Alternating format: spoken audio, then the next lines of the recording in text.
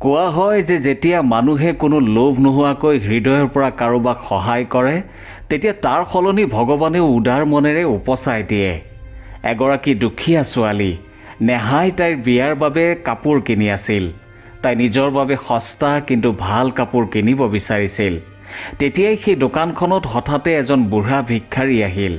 চুলিবোৰ খিচৰিত, বাঢ়ি যোৱা দাঢ়ি আৰু কাপোৰ ফটা চিটা, গাৰ পৰা ধূলি সৰিছিল। মুখত ভাগৰৰ চিন আৰু চকুত ভোক স্পষ্টকৈ ফুটি উঠিছিল।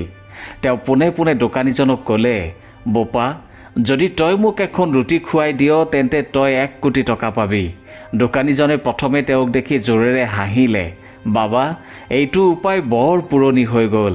যোৱা আন ক'ৰবাত গৈ সময় নষ্ট কৰাগৈ। ইয়াত মোৰ ইমান আজৰি সময় নাই। ভিক্ষাৰীজনে আকৌ ক'লে, বোপা, মই সঁচাকৈ কৈছোঁ, যদি তই মোক এখন ৰুটি খুৱাই দিয় ভগৱানে তোক 1 কোটি টকা দিব। দোকানীজনে খঙতে ক'লে, কিয় বাবা, তুমি কি ভগৱানৰ মেনেজাৰ নেকি যে তোমাৰ কথাত পইচা আহিব? তহঁতে এনেকৈয়ে কৈ ভিক্ষা মাগি ফুৰ। এতিয়া এইবোৰ কথা নচলে। ভিক্ষাৰীজনে তথাপিও হাতযোৰ কৰি ক'লে, বোপা, এখন ৰুটি খুৱাই দে। এইবাৰ ভিক্ষাৰীজনে কিবা ক'বলৈ নৌপাওঁতেই দোকানীজনে তেওঁক ঠেলা মাৰি দোকানৰ পৰা উলিয়াই দিলে। বুঢ়া ভিক্ষাৰীজনে পৰি পৰিও বাৰে বাৰে কৈ থাকিল, বোপা, এখন ৰুটি খুৱাই দে। তই 1 কোটি টকা পাবি, তই বহুত পাবি। নেহাই এই সকলোবোৰ মনে মনে চাই আছিল। তাই কেতিয়াও ভবা নাছিল যে কোনোবাই এনেকৈ এখন ৰুটিৰ সলনি কোটি টকাৰ কথা ক'ব। তাইৰ মনত বহুতো কথা খেলিছিল। প্ৰথমে তাইৰ লাগিল যে এইটো কেৱল পেট ভৰোৱাৰ এটা উপায়, মিছা কাহিনী সাজি ভিক্ষা মগাৰ উপায়। কিন্তু তাৰ পিছত নেহাৰ হৃদয়ত কিবা এটা বিন্ধি গ'ল। তাই ভাবিলে, যদি বাবাজনে পেটৰ ভোকৰ বাবে মিছা কৈছে তেন্তে ইয়াত ইমান ঘৃণা কিয়? দোকানীজনেওতো মিছাকৈ মোক দামী কাপোৰ বেচিবলৈ চেষ্টা কৰিছিল। তেতিয়া দোকানীজনে পিছফালৰ পৰা চিঞৰিলে, ভণ্টি, কাপোৰ কেইযোৰ লৈ যোৱা, পইচা অলপ কমাই দিম। নেহাই পিছলৈ নোচোৱাকৈ ক'লে, এতিয়া মই আপোনাৰ দোকানৰ পৰা একো নিকিনো। নেহা খৰখেদাকৈ সেই বাবাজনৰ ফালে দৌৰি গ'ল, যিজন লাহে লাহে দোকানৰ পৰা আঁতৰি গৈছিল। নেহাই বাবাজনক মাতিলে, বাবা। বাবাজন ঘূৰিল। ভাগৰুৱা মুখখনত সামান্য আশাৰ জিলিকনি ফুটি উঠিল। নেহা তেওঁৰ ওচৰ পাই ক'লে, বাবা, আপোনাৰ ভোক লাগিছে নহয়নে? আহক, মই আপোনাক কিবা এটা খুৱাই দিওঁ। কিন্তু তই মোক কেৱল এখন ৰুটি নহয়, বৰঞ্চ পেট ভৰাই খুৱাবলৈ লৈ গৈছ। আচলতে তই মোক নিজৰ হৃদয়ৰ পৰা কিবা এটা খুৱাবলৈ লৈ গৈছ। ভগৱানে তোক ইয়াৰ সলনি 10 কোটি টকা দিব আৰু ইমান কিবা কিবি দিব যিমান তই কেতিয়াও ভবাও নাই। নেহাই হাঁহি হাঁহি ক'লে, বাবা, মোক ভগৱানৰ পৰা কোটি টকা নালাগে, মোক কেৱল আপোনাক কিবা এটা খুৱাই শান্তি লাগে। নেহাই বাবাজনক লগত লৈ এখন সৰু ধাবালৈ গ'ল আৰু তাৰ পৰা বাবাজনৰ বাবে 10খন ৰুটি আৰু 2বিধ তৰকাৰী পেক কৰাই বাবাজনৰ হাতত দিলে। বাবা, এয়া লওক, এতিয়া খাব আৰু গধূলিৰ বাবেও বচাই ৰাখিব। মোৰ ওচৰত বেছি পইচা নাই, কিন্তু ইমানখিনি কৰিব পাৰোঁ। বাবাজনৰ চকু চলচলীয়া হৈ পৰিল। মাজনী, তোৰ নাম কি? নেহা, তাই হাঁহি মাৰি ক'লে। মাজনী, তই ক'ত থাক? ওচৰৰ দুখীয়া বস্তিত থকা শংকৰ বাবুৰ ছোৱালী মই। বাবাজনে মৰমেৰে ক'লে, মাজনী, ভাল মানুহৰ লগত সদায় ভালেই হয়। তই চিন্তা নকৰিবি, তোৰ জীৱন সলনি হ'বলৈ গৈ আছে। নেহাই কেৱল হাঁহি মাৰি তাৰ পৰা গুচি গ'ল। কিন্তু তাই জনা নাছিল যে পিছদিনা ৰাতিপুৱা তাইৰ গোটেই পৃথিৱীখন সঁচাকৈ সলনি হ'বলৈ গৈ আছে।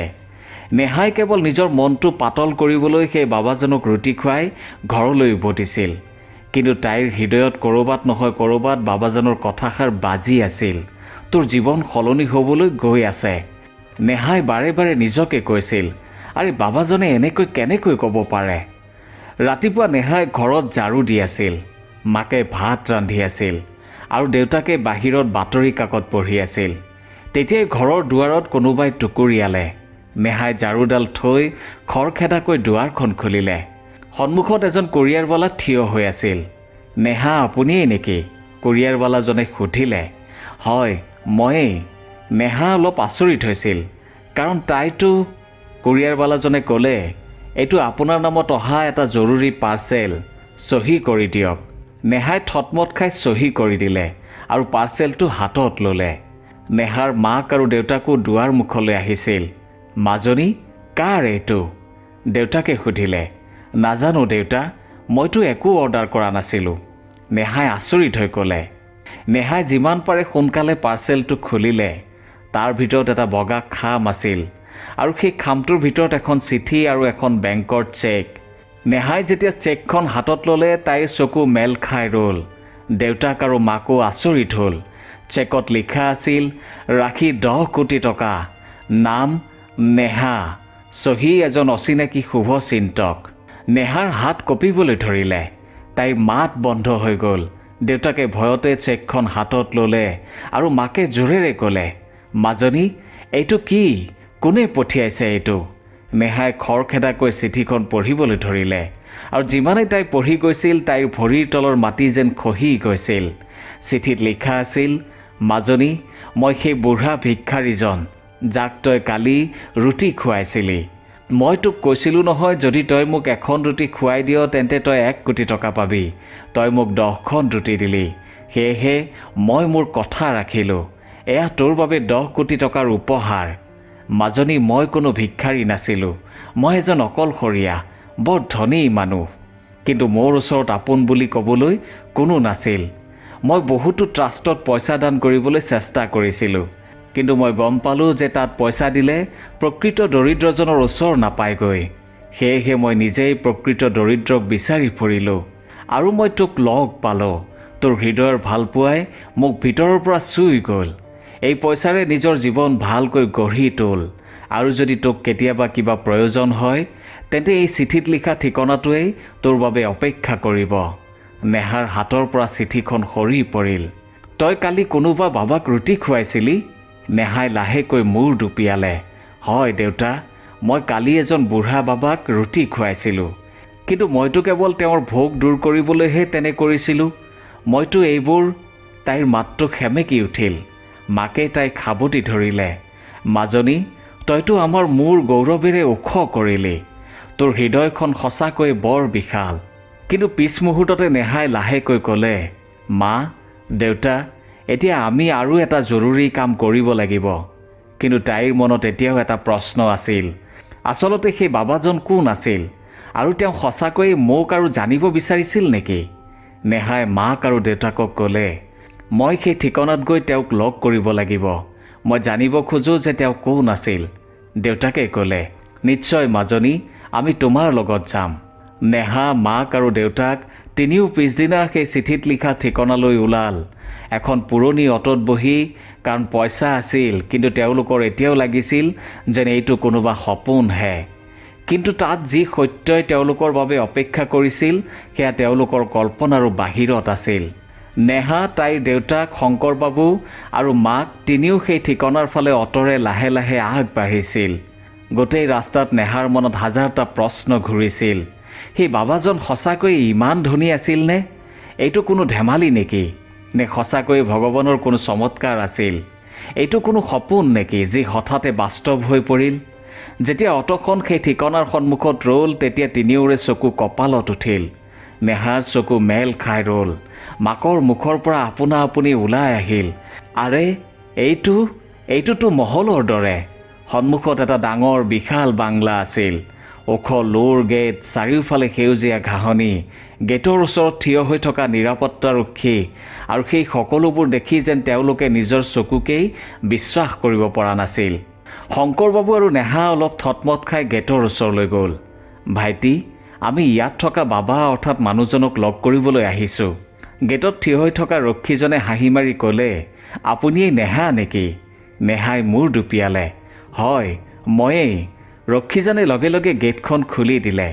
মালিকে আপোনাৰ বাবে অপেক্ষা কৰি আছে, ভিতৰলৈ আহক। নেহা, মাক আৰু দেউতাক তিনিও ইজনে সিজনৰ ফালে আচৰিত হৈ চাবলৈ ধৰিলে।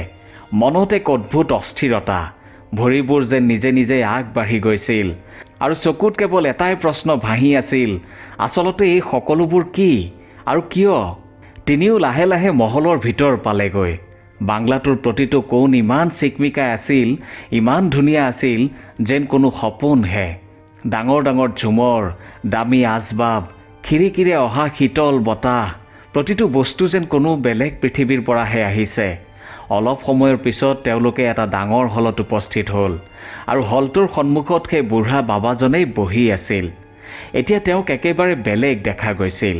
পৰিষ্কাৰ কাপোৰ, উজ্জ্বল মুখ, পাতল হাঁহি আৰু চকুত সেই একেই শান্তি, যেন তেওঁ নেহাক আগৰ পৰাই চিনি পায়।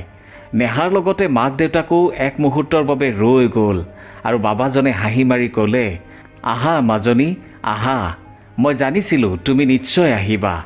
নেহাই লাহেকৈ সুধিলে, বাবা, আপুনি কোন? যদি আপোনাৰ ওচৰত ইমান সকলো আছিল তেন্তে আপুনি ভিক্ষাৰী হৈ ৰুটি কিয় খুজিছিল? বাবাজনে এটা গভীৰ উশাহ ল'লে। তেওঁৰ মাতত বৰ আপোনত্ব আছিল। মাজনী, মই কোনো ভিক্ষাৰী নাছিলোঁ। মই এই চহৰৰ এজন বৰ ডাঙৰ ব্যৱসায়ী।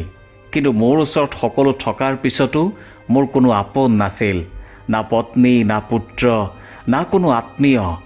সকলোৱে মোক এৰি গুচি গৈছিল। মই বিচাৰিছিলোঁ মোৰ পইচা কোনো সঁচা ভাল মানুহৰ ওচৰলৈ যাওক, যিজনে সঁচাকৈয়ে তাৰ মূল্য বুজিব, যিজনে হৃদয়ৰ পৰা দুখীয়াক সহায় কৰিব। বাবাজনৰ চকু দুটাও অলপ সেমেকি উঠিল। সেয়ে মই ভিক্ষাৰী হৈ ঘূৰি ফুৰিছিলোঁ। মই বিচাৰিছিলোঁ যে যিজন মানুহৰ ওচৰলৈ এই ধন যায় তেওঁ যেন লোভী নহয়, তেওঁ যেন মানৱতাত বিশ্বাস ৰাখে। আৰু মাজনী, সেই মানুহজন মই তোমাৰ মাজত দেখিলোঁ। নেহাৰ দেউতাক আৰু মাক আচৰিত হৈছিল। বাবাজনে আকৌ ক'লে, মাজনী, তুমি একো নাভাবি, একো নিবিচাৰি মোক ৰুটি খুৱাই দিছিলা। তুমি মোক কৈছিলা, বাবা, মোক পইচা নালাগে, আপুনি কেৱল পেট ভৰাই খাওক। তোমাৰ এই শব্দবোৰে মোৰ হৃদয় চুই গ'ল আৰু মই গম পালোঁ যে মোৰ সম্পত্তিৰ আচল অধিকাৰী তুমিয়েই। বাবাজনে নেহাৰ হাতখনত ধৰি ক'লে, মাজনী, এই ঘৰটো এতিয়াৰে পৰা তোমাৰ। মই বিচাৰোঁ যে তুমি তোমাৰ পৰিয়ালৰ লগতে ইয়াতে থাকা আৰু এই যি মোৰ ব্যৱসায় আছে ইয়াকো তুমিয়েই চম্ভালিবা। দেউতাকৰ মূৰটো গৌৰৱেৰে দৌ খাই গ'ল। নেহাই লাহেকৈ ক'লে, বাবা, ইমান ডাঙৰ সিদ্ধান্ত, মোক অলপ সময় দিয়ক, মোক ভাবিবলৈ দিয়ক। বাবাজনে হাঁহি মাৰি ক'লে, নিশ্চয় মাজনী, তুমি আৰামত ভাবা, তোমাৰ বাবে মোৰ দুৱাৰ সদায় খোলা থাকিব। নেহা, মাক আৰু দেউতাক তাৰ পৰা উভতি আহিল। কিন্তু গোটেই ৰাস্তাত নেহাৰ চকুত কেৱল বাবাজনৰ মুখখনেই ঘূৰি আছিল আৰু হৃদয়ত এটা কথাই বাজি আছিল, মাজনী, ভাল মানুহৰ লগত সদায় ভালেই হয়। নেহাই মাক দেউতাকৰ লগত যেতিয়া ঘৰ পালেহি তেতিয়া সকলোৰে চকুত বেলেগ বেলেগ প্ৰশ্ন আছিল, কিন্তু হৃদয়ত এটা কথাই আছিল, সঁচাকৈয়ে তেওঁলোকৰ ভাগ্য ইমান সলনি হৈ গ'ল নেকি? সঁচাকৈয়ে সেই সকলোবোৰ এতিয়া তেওঁলোকৰ নেকি? ঘৰৰ ভিতৰত সকলো আগৰ দৰেই আছিল। কেঁচা দেৱাল, ভঙা খাট, পুৰণি বাচন বৰ্তন, দেউতাকৰ সেই একেই অটো, মাকৰ সেই একেই ফটা শাৰী। কিন্তু হৃদয়ৰ ভিতৰত এতিয়া এক নতুন সাহস আছিল, এক নতুন পোহৰ আছিল। নেহাই এতিয়া সম্পূৰ্ণৰূপে সিদ্ধান্ত লৈছিল যে এতিয়া তাই কোনো কাৰণতেই সেই লোভী মানুহবোৰৰ লগত বিয়া নহয়, যিসকলে আগতেই তাইৰ দৰমহা আত্মসাৎ কৰাৰ কথা কৈছিল, যাৰ হৃদয়ত না মানৱতা আছিল, না আপোনত্ব, যাৰ বাবে সম্পৰ্কও মাত্ৰ এটা সন্মতিহে আছিল। দেউতাক শংকৰ বাবুৱেও নেহাক ক'লে, মাজনী, এতিয়া আমি কাকো ভয় কৰিব নালাগে। এতিয়া আমি তেওঁলোকৰ লগতেই সম্পৰ্ক ৰাখিম, যিসকলে তোমাক হৃদয়ৰ পৰা আপোন কৰি ল'ব, যিসকলে তোমাক বুজিব, যিসকলে তোমাক এটা বোজা নহয়, নিজৰ সন্মান বুলি ভাবিব। নেহাই হাঁহি মাৰি দেউতাকক ক'লে, দেউতা, এতিয়া সেই মানুহবোৰক স্পষ্টকৈ মানা কৰি দিয়ক। আমি এতিয়াও সেই একেই মানুহ, কিন্তু এতিয়া আমি নিজৰ আত্মসন্মানৰ লগত আপোচ নকৰোঁ। শংকৰ বাবুৱে লগে লগে ফোন উঠালে আৰু সেই মানুহবোৰক ফোন কৰি দিলে, চাওক, এতিয়া আৰু আগলৈ কোনো কথা নাপাতিব। সেই মানুহবোৰে বহুত বুজাবলৈ চেষ্টা কৰিলে, ভাই চাহাব, আপুনি লাহে লাহে পইচা দি দিব, আমি সম্পৰ্কটো কৰিব খোজোঁ। কিন্তু দেউতাকে স্পষ্টকৈ ক'লে, সম্পৰ্কটো সেইদিনাই শেষ হৈ গ'ল যিদিনা আপোনালোকে আমাৰ ছোৱালীৰ কষ্টৰ উপাৰ্জনৰ ওপৰত নিজৰ অধিকাৰ দেখুৱাইছিল। নেহাই দেউতাকৰ চকুত চালে, যেন আজি প্ৰথমবাৰৰ বাবে তাইৰ দেউতাকে সঁচাকৈ মূৰ তুলি কাৰোবাৰ লগত কথা পাতিছে, যেন প্ৰথমবাৰৰ বাবে তেওঁৰো নিজৰ ওপৰত বিশ্বাস হৈছে। নেহাৰ হৃদয়ত কেৱল এটাই কথা আছিল, সেই বাবাজন। কোনো সন্দেহ বাকী নাছিল। এতিয়া তেওঁলোকে বাবাজনৰ বিশ্বাসক সম্পূৰ্ণৰূপে স্বীকাৰ কৰিব বিচাৰিছিল। যেতিয়া তিনিও বাবাজনৰ ঘৰ পালেগৈ তেতিয়া বাবাজনে তেওঁলোকক দেখি বৰ সুখী হ'ল। নেহাই তেওঁৰ ওচৰত বহি লৈ লাহেকৈ ক'লে, বাবা, আমি সাজু, আপুনি দিয়া দায়িত্ব গ্ৰহণ কৰিবলৈ সাজু। কিন্তু এটা কথা আপুনি দিব লাগিব, আপুনি যাতে আমাক এৰি কেতিয়াও নাযায়। বাবাজনৰ চকুৰ পৰা চকুলো ওলাই আহিল। মাজনী, তুমি মোৰ বাবে যি কৰিলা তাৰ তুলনাত মোৰ এইবোৰ একোৱেই নহয়। এতিয়া এই ঘৰ, এই ব্যৱসায়, এই সকলোবোৰ তোমাৰ, আৰু এতিয়া তুমি মোৰ ছোৱালী। বাবাজনে লগে লগে উকিলক মাতিলে আৰু আইনীভাৱে নেহাক নিজৰ তুলনীয়া ছোৱালী বনাই ল'লে। নিজৰ সম্পূৰ্ণ ব্যৱসায়ৰ মালিকো নেহাকে বনাই দিলে আৰু নেহাৰ দেউতাক শংকৰ বাবুক সম্পূৰ্ণ ব্যৱসায় চম্ভালিবলৈ দিলে। এতিয়া তেওঁলোক তিনিও বাবাজনৰ ঘৰতেই থাকে। বাবাজনে নেহাৰ বিয়াও পাতি দিলে। কিন্তু এইবাৰ বিয়া সেইজন মানুহৰ লগত হ'ল যিজনে নেহাক হৃদয়ৰ পৰা আপোন কৰি লৈছিল, যিজনে কেতিয়াও পইচাৰ নামো লোৱা নাছিল, যিজনে নেহাৰ ভাল গুণবোৰকেই তাইৰ আটাইতকৈ ডাঙৰ সৌন্দৰ্য বুলি ভাবিছিল। বিয়াৰ পিছত বাবাজনে সকলোৰে সন্মুখতে ক'লে, আজি মই বৰ সুখী, কাৰণ মই মোৰ ছোৱালীক পালোঁ আৰু মই মোৰ পৰিয়ালক পালোঁ। নেহা, মাক, দেউতাক আৰু বাবাজন এতিয়া এটা সঁচা পৰিয়ালৰ দৰে থাকিবলৈ ল'লে আৰু বাবাজনৰ জীৱনৰ খালী ঠাইখিনি এতিয়া নেহাৰ হাঁহিৰে ভৰি পৰিছিল। নেহা এতিয়া এটা নতুন জীৱনত আছিল, কিন্তু তাইৰ হৃদয় এতিয়াও তেনেকুৱাই আছিল, পোনপটীয়া, সৰল আৰু সকলোৰে বাবে মৰমেৰে ভৰা। বাবাজনৰ লগত তাই প্ৰতিদিনে কিবা নহয় কিবা নতুন শিকিছিল, ব্যৱসায় চম্ভালিবলৈও শিকিছিল।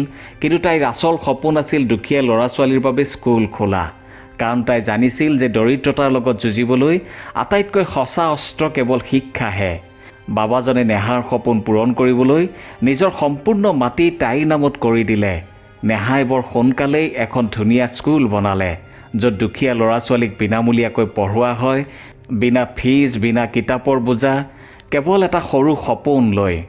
বাবাজনে নেহাক দেখি হাঁহিছিল, যেন এতিয়া তেওঁৰ হৃদয়ত কোনো খালী ঠাই বাকী নাছিল।